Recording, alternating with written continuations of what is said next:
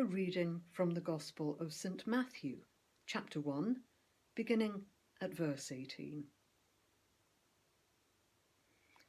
A young woman named Mary was engaged to Joseph from King David's family. But before they were married, she learned that she was going to have a baby by God's Holy Spirit. Joseph was a good man and did not want to embarrass Mary in front of everyone, so he decided to quietly call off the wedding. While Joseph was thinking about this, an angel from the Lord came to him in a dream.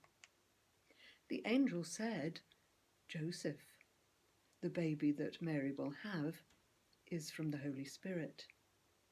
Go ahead and marry her. Then, after her baby is born, name him Jesus, because he will save his people from their sins." So the Lord's promise came true, just as the prophet had said. A virgin will have a baby boy, and he will be called Emmanuel, which means God is with us. She's different. I remember telling my cousin. There was just something about her. In the usual way of things, our marriage was fixed up by the rabbi. The parents seemed underwhelmed.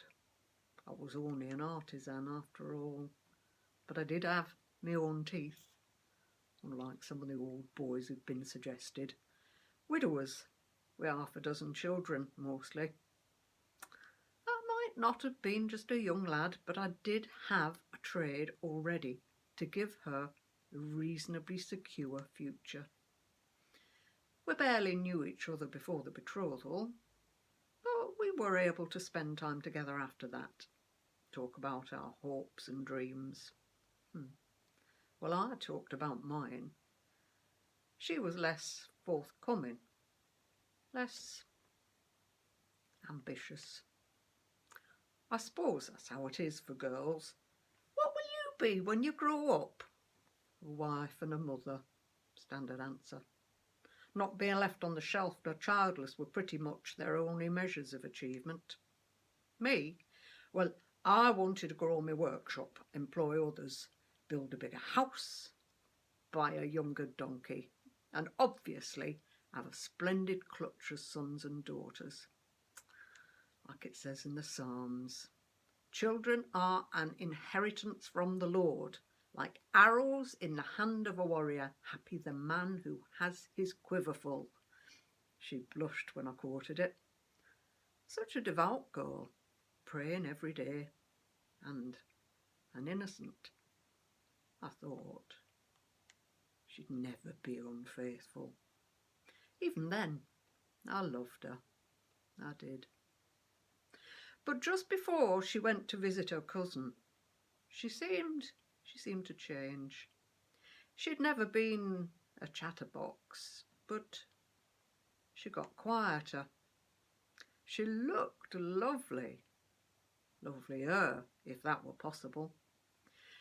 But it were as if she'd lost confidence in us, in our future plans. It was like she wanted to say something, put me on edge. But when I asked her if something were the matter, she just said she hadn't slept so well.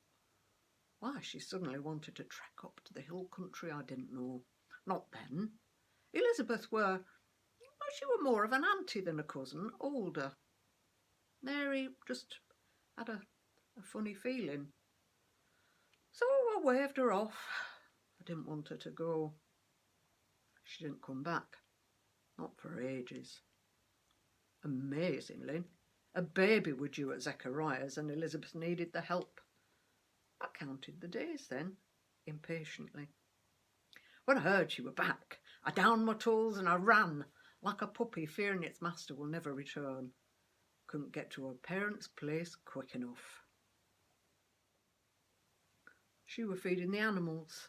Had her back to me at first, then she straightened up, slowly, and turned round. I saw the bump. I couldn't miss it. I don't know what my face were doing. I felt like my house had burned down. All my dreams were in tatters. Don't hate me, Joseph, she said, tears starting. It's not how it looks. Huh, that a melon under your frock then? I snapped. She came over. I pushed her away. She wasn't different after all. My perfect girl. So I spent days thinking what to do. Obviously the wedding were off. Eventually she came up with some completely ridiculous story about an unknown visitor middle at night. A holy child. Talk about the donkey ate my homework. I didn't know what to think, but I were hurt, angry, humiliated. I would never dream of raising another man's child. Her parents couldn't look me in the eye either. In the end, though, she couldn't even tell me the truth, so I decided I'd quietly abandon the contract. I didn't wish her harm. She were in real danger. There'd been a rumpus in the market, apparently, people calling her names and lobbing stones. Maybe they'd send her away. I were exhausted, hadn't slept for days, and then... Never really been one for dreams, but remember that tall tale of hers? I don't know who he was, the person.